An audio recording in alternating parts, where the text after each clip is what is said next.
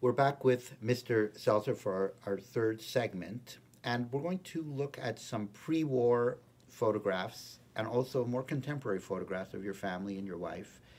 Um, so, if we can start with this photograph, Mr. Zelcer, can you please tell me who these people are and Sure.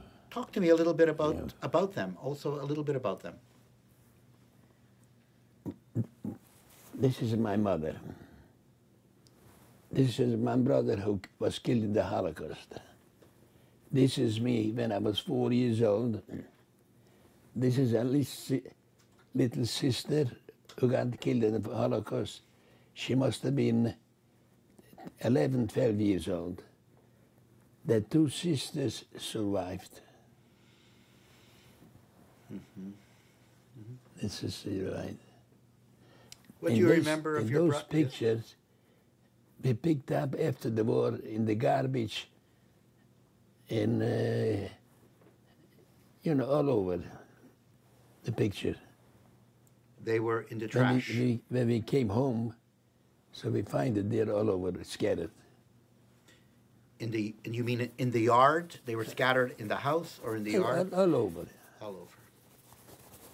Tell me what you remember of your brother. What's your brother's name? The tall one? If you can just tell me a little bit about your brother. He must have been 22 when he got killed. What do you remember of him?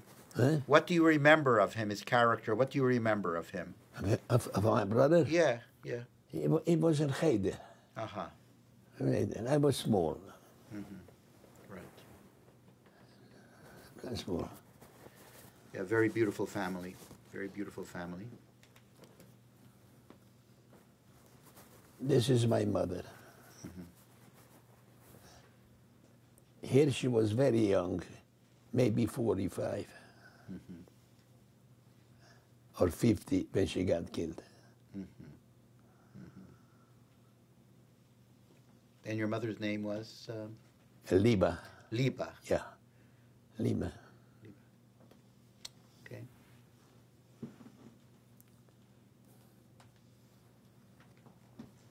This is again a family picture. Okay, let me know. Let me This know. is me. I must have been 14, 15 years old. This is my mother.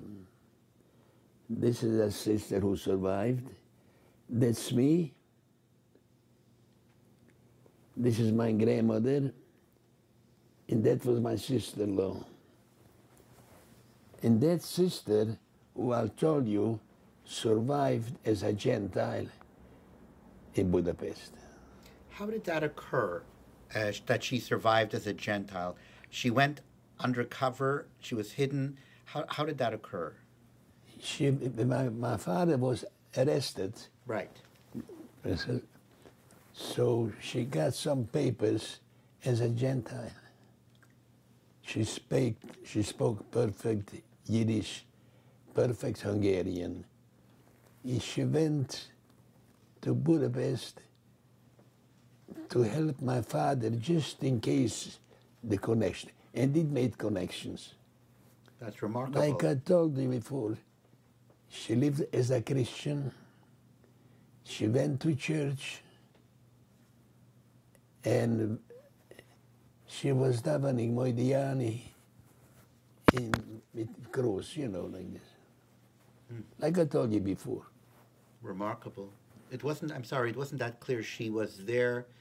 She followed your father to Budapest. So this was a family decision. Yeah. A family decision that your mother was the head of the family. A family decision that she should go and she should be undercover as a Christian. Yeah. And were there people in Budapest helping her, or did she arrive in Budapest alone? She survived alone in Budapest. She came alone. She didn't have a alone. There wasn't a Christian. She survived. And they never took her to camp because she wasn't Jewish. She was a Christian. But so she went to Budapest. She rented her own apartment. She rented an apartment. Yeah. How old was she at that time? Huh? How old was she at that time? maybe about 25. Haha. Maybe about 25. So this was really a remarkable But now, let me effort say, at she rescue. was born, exactly, she was born in 1918. Mm-hmm. So you got to figure out, with 44, how old she was. Yeah. So that's an incredible family story of rescue, and then your father jumps out of the prison and breaks his leg, and she takes him home and she nurses him at home. Yeah. Did they go to the hospital, or did she? They didn't go to the hospital because he was a prisoner. So she went and she took him home. Yeah. And she took care of him. Yeah. Then my other two sisters came home from camp. Mm-hmm. But my father and my sister, they were the first to come home. They didn't know for a while who is alive, who is dead, you know. Little by little, my sisters came home, and then I came home.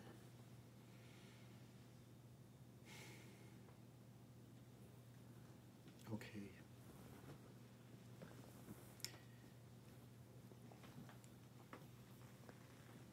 This picture is when I met her here in Brooklyn. She was beautiful, unbelievable. She must have been 19 years old when I met her. She was a mother,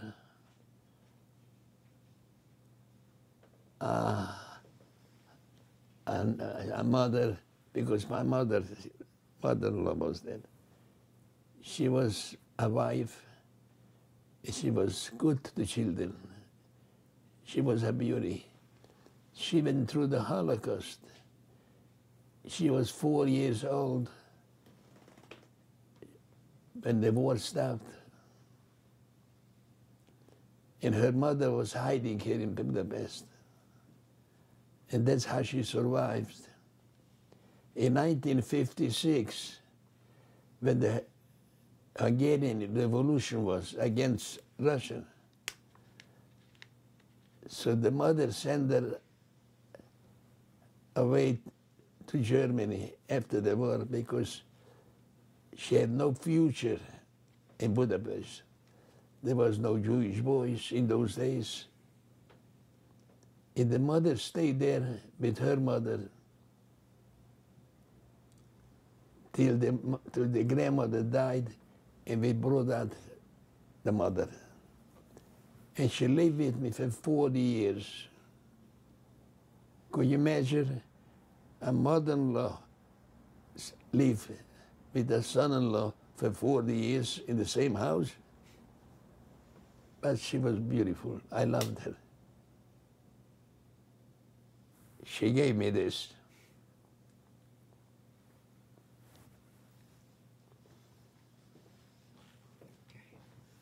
It's a beautiful story, Mr. Zelcer. It's a beautiful story.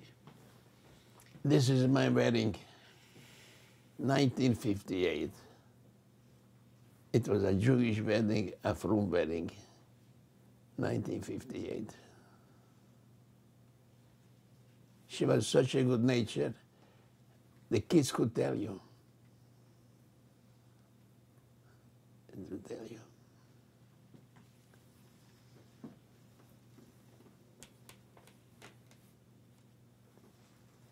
This is my father after the war. This is a cousin. This is my father remarried, so she had 2 sons. This is one of them. This is her friends, and this is her Judy. This is my wife.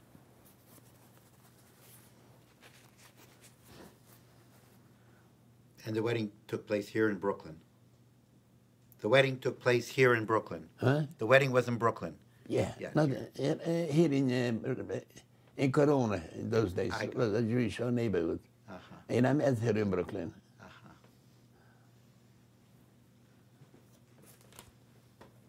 This is my father. This is my father. And it's a picture of him after the war. This is after the war, of course, yeah.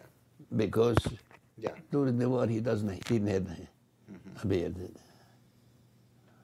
That's one.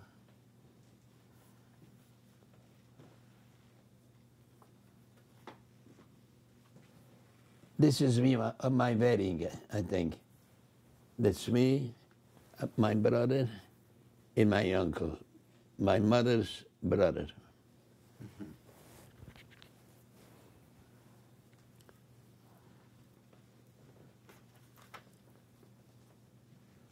This picture, I went to Israel for a wedding with my brother. This is my brother, me, and two sisters who survived.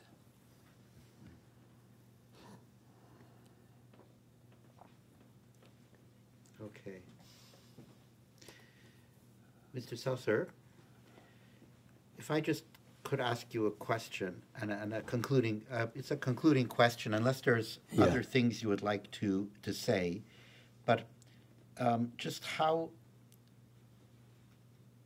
what are your thoughts, and do you have something that you would like to speak about in terms of your experience in the Holocaust? I tell you, it doesn't come to my head. After all, I'm 91. I'm sure there is more. But it doesn't come to me. I'm sure there is more. Because you just can't tell the history in 1 hour. Of course, of course. You know. Mm-hmm. And in the end, we are the winners. Right? We are the winners, not them. Those guys are dead. And we are alive in a generation. We have already a 5th generation. My great-grandchildren are 5th generation from the Holocaust. So we are the winners. Okay. Thank you so much. That's enough.